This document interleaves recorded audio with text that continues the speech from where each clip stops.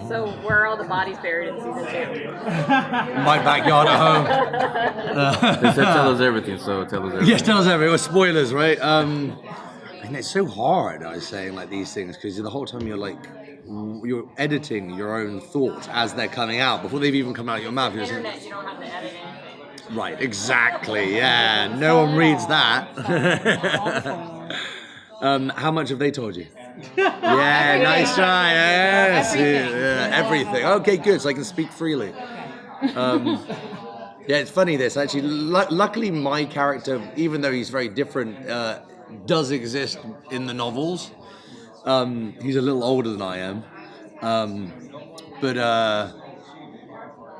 it's nothing like it. So I can't tell you much. No, I played Dr. Felix Babineau, who's a neurosurgeon, a brain surgeon, who's given the rather impossible task of bringing Brady back from the dead after his skull was caved in, and then goes on to sort of maybe experiment a little. There we go. Now I'm intrigued. Yeah. Sounds like rap justice. Yeah. It's no, but it's interesting because I think this show, unlike a lot of Stephen King's work, sometimes go into the supernatural and certain areas about what we know and what we don't know. And this, I think, the great thing with someone like Jack Bender, who's all about character, was how do we keep this grounded and how do we keep this real? Sure, it has maybe more elements of, I don't want to say the supernatural, but there are certain things that may be leaning a bit more into Stephen King than there were in the first season or the first novel. But it's still very much character driven, and you got Brendan Gleeson at the helm, and there's no one better for that. What did I'm assuming you watched the first season before you went to the second. How did that kind of play into or help you figure out how you fit into this cast? Well, I haven't decided to do, after many people coming and asking to do another TV show, since I did a show, Boardwalk Empire, and if I hadn't seen the first season, spoke to Jack Bender and seen David E. Kelly and Dennis Lane and Brendan Gleeson and Harry Terry, all that, I wouldn't have done it, because it's always quite a hard act to follow when you've done something like that. But then I watched the first season. I was so taken with it. It was so brilliant. And, it's not what I was expecting. I think it was, it was sort of beautiful. It was profound. It was cool. And then Jack called me up and said, hey, would you come do this? And he sort of explained the character to me. And I was just laughing because I was like, and then I went and shot it, and it was nothing that he explained. It was a completely different character. It was, as the season went, I was like, this is what we talked about. And I was like, well, I guess I'm surprised. So hopefully an audience will be too. We'll see. So obviously in the first season, some of the big shocking moments are just like the big body counts and just like the gruesomeness. Are we going to have that level of gruesome in season 2?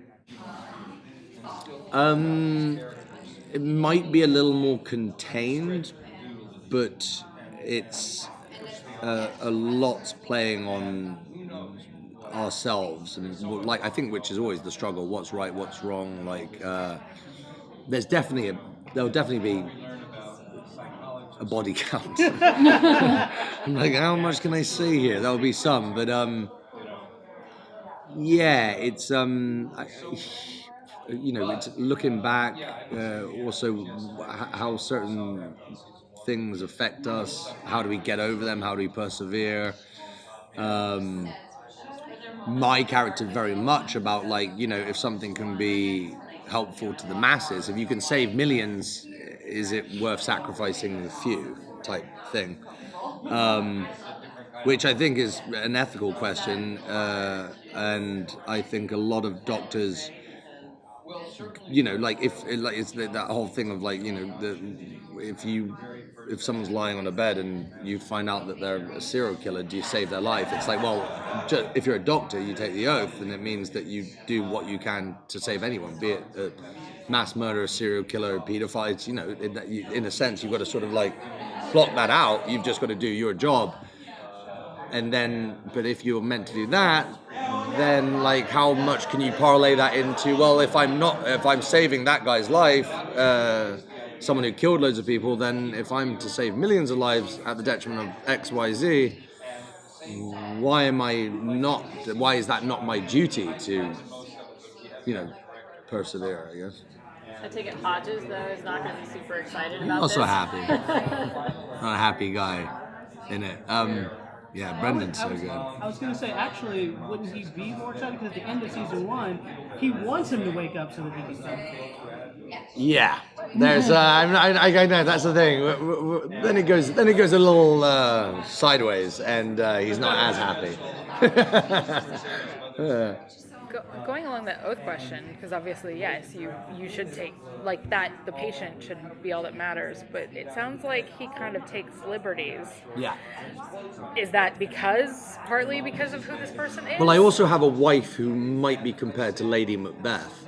She's working for a pharmaceutical company, and they sort of partner up and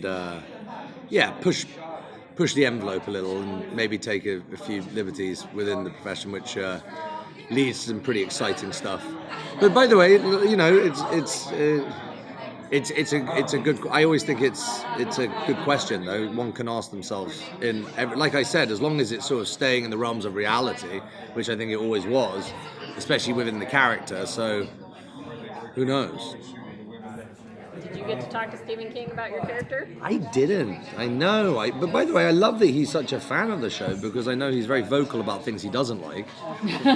So that's always cool. But that's really cool that he's been. He was very taken. He and Jack, I think, are very close, and I think he would speak up if he wasn't happy. And I know he was seeing all the scripts and he was seeing where they were going with it. And if you've got his support, then you're onto something.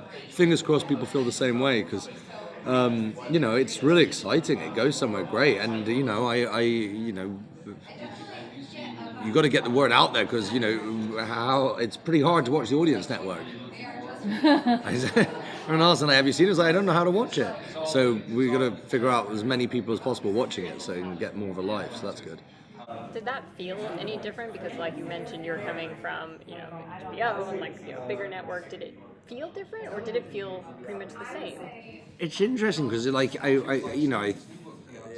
think the pedigree of the show was quite similar in the sense. Well, when you've got David E. Kelly and you've got Dennis Lehane, who actually worked on Boardwalk with me for a bit, and Jack, and great actors like Brendan and Harry, who I knew a bit before it, and everyone else. It's I think it's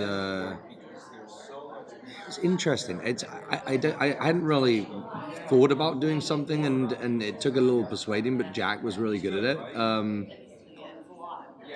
It's such a different. I mean, and also one's present, one's period, one's and actually I kind of like, if I was to go back to a show, I was quite happy that I was doing something present day and something very different. So now I would feel more confident going back and doing something period again, and a bit more quirky. I quite like characters, and this maybe was. Of course, he's a character, but it's still playing a little bit more oneself, which I'm not massively keen on doing, but it was fun.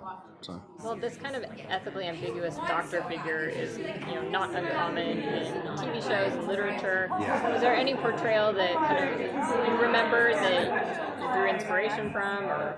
Frankenstein? No, I'm joking. Of course not.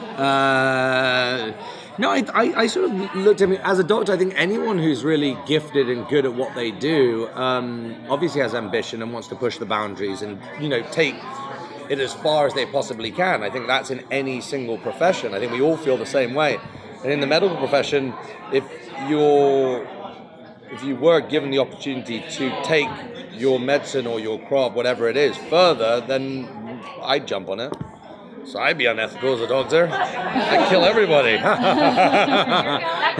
There we go.